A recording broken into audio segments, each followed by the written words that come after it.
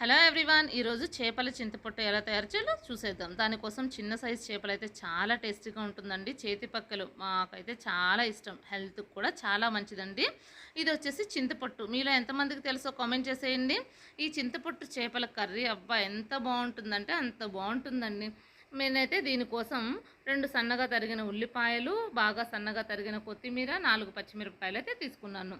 తర్వాత ముందుగా కడుక్కున్న చేపల్లో, శుభ్రంగా కడుక్కున్న చేపల్లో తగినంత ఉప్పు వేసుకొని కొంచెం చింతపొట్టు అనేది వేసుకుందాం. చింతపట్టు ఎక్కువ వేసుకోవడం వల్ల టేస్ట్ అనేది పోతుందండి. సో ఒక మాదిరిగా వేసుకోవడం వల్ల టేస్ట్ అనేది బాగుంటుంది. తర్వాత అందులోనే బాగా సన్నగా తరిగిన పచ్చిమిర్చి, ఉల్లిపాయలు కూడా వేసేసుకుందాం.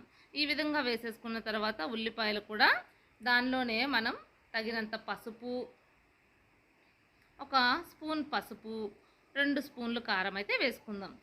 ఈ విధంగా అన్నీ వేసేసుకున్న తర్వాత దానిలోనే 2 స్పూన్స్ ఆయిల్ కూడా వేసుకుందామండి. కానీ ఆయిల్ వేసుకున్న తర్వాత ఒక్కసారి మీరు కుదిరించుకోండి.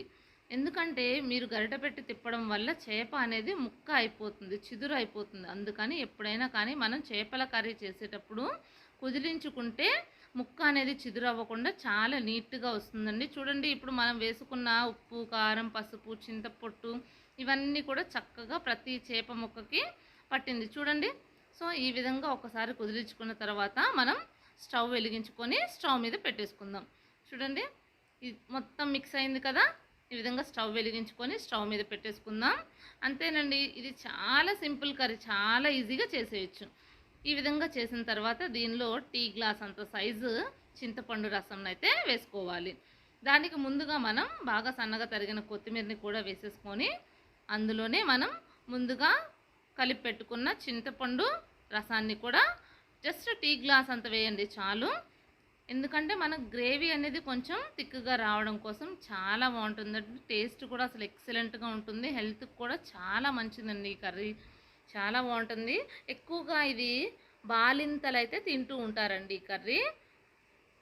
ఎందుకంటే పిల్లలకి పాలు పట్టడం కోసమని ఈ కర్రీ ఎక్కువగా బాలింతలకైతే పెడుతూ ఉంటారు. చూడండి, ఈ విధంగా ఒక 10 to 15 మినిట్స్ మూత పెట్టి ఉంచేసామంటే మనకి ఎంతో రుచికరమైన చింతపొట్టు చేపల కర్రీ అనేది రెడీ అయిపోయింది. చూడండి, ఆల్మోస్ట్ దగ్గర అయిపోతుంది కదా. ఈ విధంగా బాగా ఉడికిన తర్వాత జస్ట్ 10 to 15 మినిట్స్ అండి.